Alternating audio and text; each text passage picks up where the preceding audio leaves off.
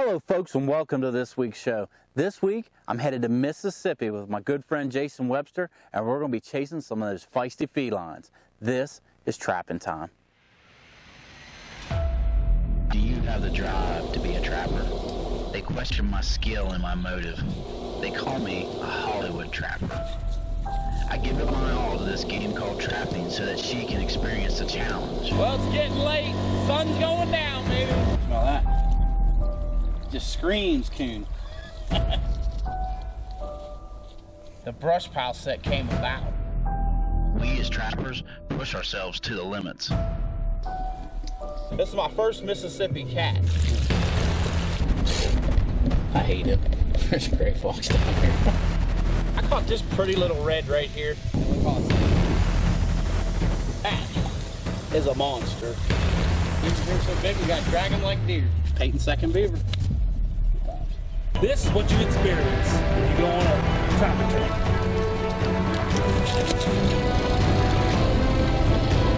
Brand new dude trap. Got the FB1. I see the tail. Beautiful. Brand new. It's got a muddy mess happening. We got one. Right exactly what I'm talking about. Right here in this dip. 1 second. Robby, Gilbert, king of poor man's dog. Did you happen to see that awesome? Got something up here. Aha! The 175s are definitely doing their job. Do you have what it takes to play the game? Three. Follow me on my journey. This is my story. This is my time. This is trapping time. All right, we're in Mississippi. As you can see, we've got these huge sand pits around here. This red dirt. When we first came to scout this property out, we seen all kinds of fox tracks and cat tracks. Well, everything seemed like it came off this point. So I kind of used this little bit of overgrown brush to my advantage, because I had a feeling they'd be coming down this road, and the way it juts out would be enough to get their attention. And we got us a nice Mississippi cat. It was just a standard dirt hole. Looks like we got a nice front pad catch. We're using a Duke 175, which is my trap of choice. Awesome cat. I love coming to Mississippi and catching these things.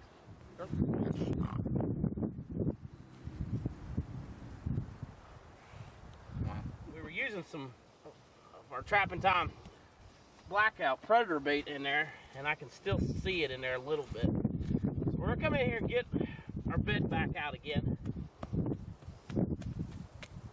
Make sure everything's good with it. Everything looks fine. You want to inspect your trap. Make sure everything's in working order. And a lot of you guys looking at home going, boy, that trap looks pretty clean. We're using full metal jackets, so that's why it looks the way it does. That's because we used our cookie cutter. Our trap bed's still in the same exact spot. That trap's not going anywhere. Rock solid. I'll use something that you don't see me use a whole lot, and that's my sifter.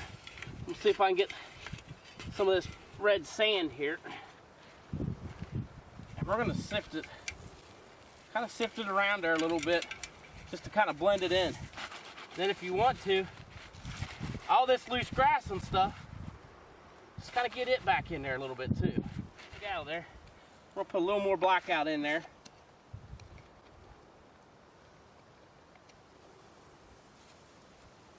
Try to get it shoved down in there. I remember when I made this dirt hole, I hit something that seemed like solid rock. Worried about it covered up a little bit. And we're gonna take some spotted flattail, probably one of my favorite cat holes. It's even a good follow-up change-up if you're looking for coyotes. We're gonna put it right in there. We still have the eye appeal when these cats are coming down this road, and I guarantee you that's exactly what this cat did. He was coming down the road. This caught his eye, and the smell of the bait and lure was enough to bring him off the trail. We're only talking 15 feet max that we're within. I've got another set over here about 10 feet away, which is, like I said, it's just somewhat of a flat set. But if we don't connect on this set again, I'll be shocked, because it's got everything you want in a set. Eye appeal, smell, and location. Boy, I'm tickled to death to take that cat. I come down here every year, and it's one of the highlights of the trip, coming down and catching these cats. Not that we can't catch them back home, but it's just like almost like it's a different breed. They're just totally different than what we're dealing with back home. remake cat set, Mississippi cat. Boy, it really felt good catching that cat. It really felt great because it broke the ice. That was the first cat we'd taken on this trip. And this property was loaded with coyote tracks and cat tracks, but for some reason we just weren't connecting. They either weren't moving just right, or they just weren't walking in the directions that we thought that they should walk. But you just got to have confidence sometimes that, you find a set location. Sometimes you just got to wait it out. Even though you're seeing all the sign, it may take them a day or two before they finally commit and put their paws on that pan. Hey, stick around. When we come back, we're going to go to the Trapping Time Set of the Week, and we're going to discuss DP baits and some of the advantages using a prepared bait as opposed to some off-the-wall bait when we come back. The Big Game Gut Glove is revolutionizing the way big game hunters and trappers are successful in the field. The 26-inch version fits over your elbows and protects you and your expensive hunting clothing from blood or cold water. They're made to fit your hands from extra small to extra large. What I like about them, I can feel with them. Existing products on the market don't give you the feel or protection you need. Wet or dry, the special non-slip grip bonds tightly to whatever you're handling. The Big Game Gut Gloves are reusable so you save money and promote going green. Hey folks, be sure to check out our all-star lineup for the upcoming season. New for 2018 is the hard-hitting Blackout Predator bait. If you're looking for a beaver-based bait with some kick, this is it. We're also proud to add to the batting order our line of mouse-based baits. If you're looking for a mice bait so pure it's practically eating cheese in the container, then you will want to try Peyton's Pretty Mouse. Maybe you're looking for a bait with some long-range appeal for those cold winter nights, then you've got to try Peyton's Dirty Mouse. When you're serious about trapping predators like we are, then be sure to make your next purchase at TrappingTimeTV.com. Hey folks, welcome to this week's Set of the Week. We're finishing up our final segment of our three-part series on baits and lures. And what better thing to talk about than DP traps? Yeah, we all use them. We all love them. They're easy. They've really stepped up the coon trapping game. But what a lot of people don't understand is what you bait them with has a lot to do with your success. I hear all the time, I catch coons on cat food. I catch coons on cereal. Yeah, you do. But, if you talk to anybody that puts up big numbers of raccoons, and we're talking in the hundreds, we're not talking about 30 or 40 or even 100 like I may catch in my home county of Greene County. We're talking about the guys that are really putting up the numbers. Most of them are using a prepared bait. And back when I used to use anything that I could find, I would catch raccoons. But until I started using prepared bait and even started making some of my own, that's when the numbers went up. And the reason for that is these baits have been tested by numerous trappers across the country, and the success speaks for itself. Now, when we're talking about DP baits, I like to focus on the pellet style baits. We've got Webster's bait here, we've got mine, my Fruity DP, and you got Deuce's Wild by Southern Snares. They all have a different smell. Most of the time when I'm setting up a DP setup, I'm going to put 2 traps out. If I think there's more coons, I may put 3 traps out. Our goal is we want to catch as many of these coons as we can in the shortest amount of time. That's what's nice about DP traps. We can set them, punch them in the ground, and move on our way. So a lot of times I like to use a couple different smells. You've got Jason Webster's DP coon pellets. They have a little bit different smell. Some have even referred to it as a chocolatey smell, which I have no idea because I don't think he's putting Hershey bars in it, but it does have a chocolatey type smell, but it's a sweet smell. You've got my Fruity DP bait. It has a fruity smell like apples or persimmon. The Deuce's Wild, it's a smoked wild cherry coon bait. So we've got 3 different flavors here. So if I'm going to gang set an area, I'm going to put all 3 of them in. What's nice about the pellet style baits are they're dry. You don't have to worry. You don't have to worry about making a mess. They're dry. They smell really good, but they're dry. You want something that's really going to hold its smell because these coons, they don't have super strong noses, but as they're coming down through there, you want to make sure that they're going to be able to work your set and drag some other coons in and get caught. Plus, here's the thing. It's got to have a good taste to it. If it doesn't have a good taste, if they reach their paw down in that DP trap and grab some bait and pull it out, and they take a bite of it and it tastes horrible, they're not going to reach their hand back down in there again. They may have missed their trigger the first time. Let's say it's a pull trigger. Like the Diablo I've got here behind me. It's a pull trigger. He reaches down in there, for some reason he gets a handful of feed out, but he doesn't pull the trigger. You want him to put his hand back down in there again and get caught. So that's one of the reasons why when these guys are testing these baits, they want something that has a good smell to it. Now, if we're setting up, what I like about the pellet baits like we're using here, they're dry. I can put them down in there and they're not going to gum up our trigger mechanism. We want that trigger to be able to move. Normally when I'm putting it down in there, I put enough down in to get underneath the trigger. I want them to reach down in there, grab a hold of that trigger as they're trying to pull, and pull it up. Then we're going to take our coon cap, and once this trap's set, because we've got it set up on 4-foot cable extensions, so this is going to wrap around a tree. Because they smell good, what else do they attract? They attract mice. We're going to take our coon cap and we're going to throw it on top of there, just like that there. The reason we do that is these mice come in, they can't really get into it. That coon comes in, he smells it in there, he's going to pop that top off, reach down in there. And what's nice is if you're checking a lot of traps and you're looking out through there, you see that coon cap, if it's gone, you know that trap's been fired and there's a good chance you've got a coon there. Another thing I like to use, and if I'm really targeting coons, I'm using fish oil. I like a trailing scent. You may be off location a little bit. Even no matter how good these DP baits smell, you might be off location. So a lot of times what I'll do, I'll stand at the trap, open this fish oil up, and I'll give it a shot in a couple different ways. It's a trailing scent. As those coons are coming down through there, they hit that trailing scent, they're going to follow themselves in all the way to your trap, smell the good stuff inside, and get caught. And that's the trapping time set of the week. Before you make your next trapping supply purchase, be sure to check out TrappingTimeTV.com. We have an extensive line of products and we're adding new products all the time. If you've seen it on the show, we have it. Don't forget to check out the Trapping Time line of baits and lures. You will definitely want to try out our #1 selling Back 40 Predator bait. We also are the home of the Trapping Time Trap Bed Cookie Cutter. Make TrappingTimeTV.com your last stop.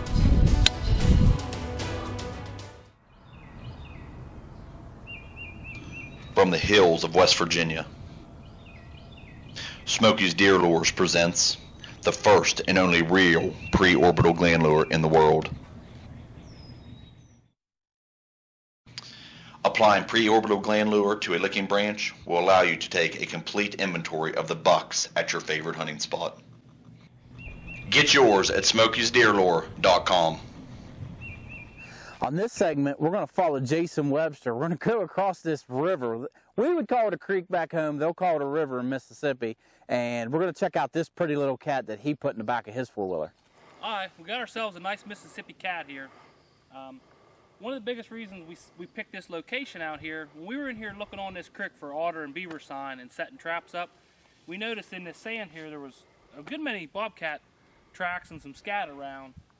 It's kind of hard to notice it right now, but right behind where that trap was, there was an old anthill, just like a dirt mound set there, and it was right here at this three-way intersection, so it was a good focal point for our trap. So we sunk a Duke #2 in there, kind of made like a double dirt hole punch with 2 cents on each side of it there. And the trap's been here a couple days, and we finally connected on looks like a very well marked up Mississippi cat for down here. Their cats are a lot different than ours. They're more slender and kind of skinny looking. So got him by a good front paw pad catch there on him, so he's not going anywhere. But we'll get this cat dispatched here, get our remake equipment, and then try to get this back in here. Hopefully we can connect on another cat here next couple days before we head back home. Okay, we got the cat dispatched here. We're going to remake the set. Kind of clean some of this stuff out of the trap bed here. We pounded out using that cookie cutter. Check over the trap, make sure everything's still in good working order. Using a Duke #2 square jaw, centered swiveled is what I add to it. Basically that way it gives me 3 swivel points on all my traps. That way no matter how much they get tangled up in something, I should have some swivels that are still working on my traps.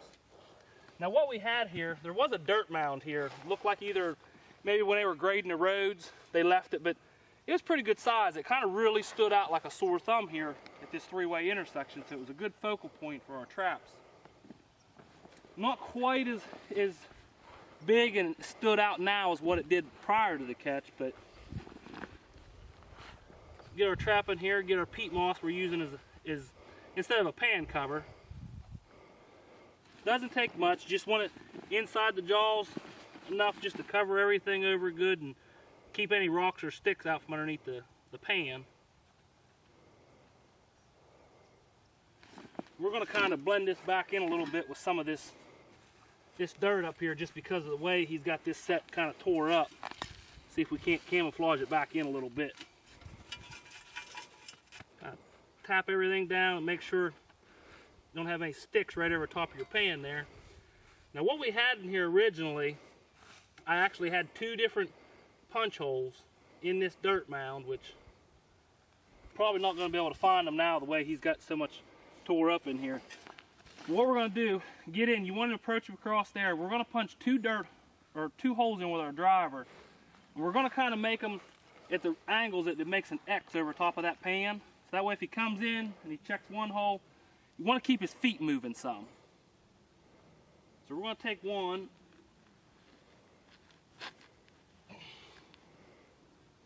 One in that direction, and then one from the other angle.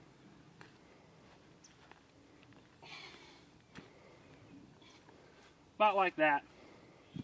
We're going to take some of this grass he's got tore up around here. Now this cat, or this set, smells so much like a bobcat right now that it's not funny.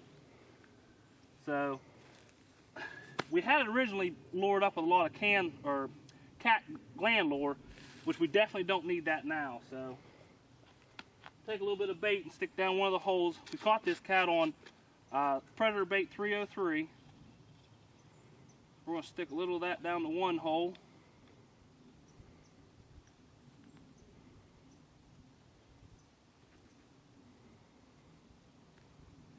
Get that worked down in there some. We're going to use a little bit of our cat attack lure down the other hole.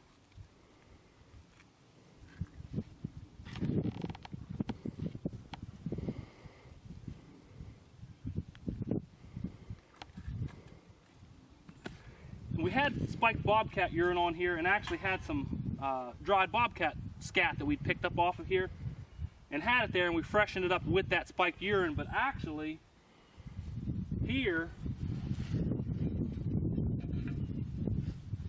there's fresh scat that just literally came out of the cat while we were here with it. So we're going to lay that off to the side just as an extra attractant. So when he comes in, it gives him another focal point, something else for him to check out and keep his feet moving back around. Yeah, I mean, this place smells so much like a bobcat right now that it's just unreal, which is a great thing. I mean, anytime you catch a cat like that and you get that kind of amount of odor that's natural, it's better than anything you can buy out of a bottle. So this set remade, I mean, there's still activity. I would say there's at least a few more bobcats traveling these roads back in here, so maybe we'll be fortunate enough here and the next day or two maybe hook up on another Mississippi bobcat here.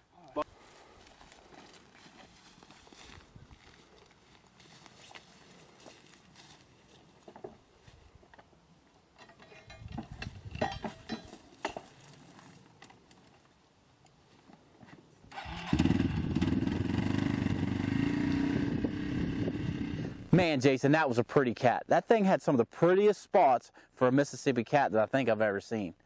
When we come back, follow me. Last day, we're pulling traps and we're pulling cats. Let's see if Gilbert can get one in the four-wheeler headed back to Pennsylvania.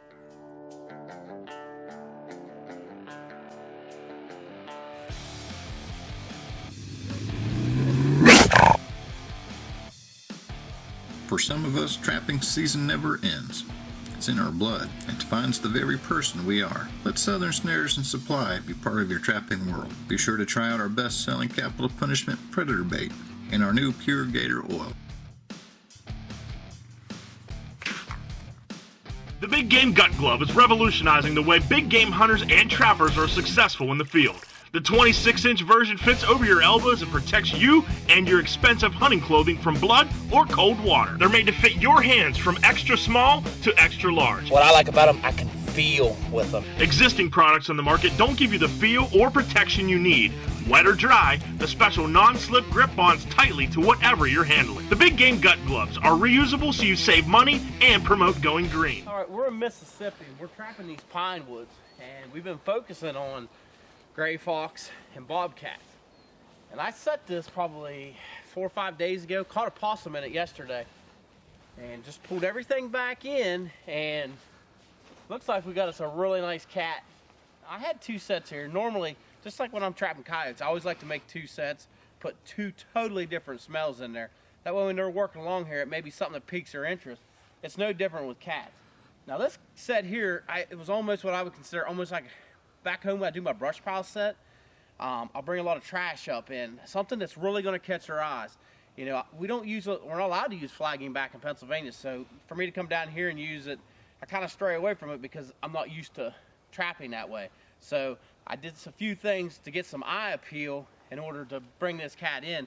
I mean, we're in the middle of a pine woods. This intersection here, if you focus on these intersections, these animals, they're going to focus in on that as well. It's easy travel lane, and the chances are we've got twice as many opportunities because we got two roads coming into the same one. Well,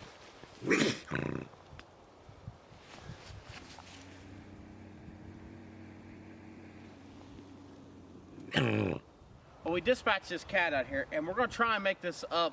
One thing that's nice about it, especially here in Mississippi, which this technique's going to work well anywhere, but here in Mississippi, when they tear the ground up, it isn't like back home. Back home, this cat would have had this place totally destroyed. But we're in the woods, these roads are a little more compact, it doesn't have as much damage. So if you look right there, you can see there's our trap bed, still in place. And we're going to just pop that right back down in. That trap's solid. You want to check that trap, make sure anywhere you touch it, it doesn't move. That trap's not going anywhere. All right, now, we found our dirt hole. What I ended up doing, I took my wolf fang driver, I drove a little pilot hole. Right there was the hole. I'm gonna leave that stick there while I start pulling some of this trash up. That way I know it won't cover my hole up. But just start pulling some of this pine needles up here. We want this thing to look kind of big. Now we've got all this cat scent here, so it's gonna make this even 10 times more effective than it was when I first set it. Get that trap nice and covered up. I just want a thin layer. I see a lot of guys put a lot of dirt. I'm looking at a 1/4 inch of covering. I'm running no pan tension, so when as soon as he touches that, I want that thing to fire. Now, we've got our hole here. I want that to be a focal point for them as well. When they come in here, I want them to be thinking, what's in there? This mound is what's going to draw them in, but I want them to think, what's in that hole? We're going to take a little bit of our blackout predator bait. I'm going to shove it right down that hole. It doesn't take a lot. Just make sure you get that thing in the bottom of the hole. Make them work for it a little bit. Then we're going to take probably one of my favorite cat lures. Old South Spotted Flattail. This stuff smells really, really good. And just put it up in there anywhere. It's kind of camouflage it in if you want. It doesn't really matter where you put it. I like it in the middle because this is our focal point. This cat comes in, he's going to try and smell it from right here. And that's pretty much our finished set now. Talk about a pretty cat. You know, when we're in Mississippi, we're basically focusing on water animals. We're after beavers and otters. But when you're driving down these old roads and you start seeing all these cat tracks, especially for a couple of Pennsylvania boys, we're only allowed one back home, it's hard not to want to put some steel out and see if you can snag a few. We were able to take 3 on this trip, and I tell you what, we were tickled to death. We each caught one, and then it come down to the end, and Jason and I always have a little competition, and I was able to put one more ahead of him. You know, that's the fun thing about trapping. You know, it's not always about being a solitary guy. It's being out there with your buddies, a little bit of competition, and stacking the fur up. You want to be sure to join us next week. We're going to be in Mississippi again, but we're probably chasing one of my favorite animals in the world, the North American otter. So until next time, like we always say, we're keeping the tradition alive here at Trapping Time.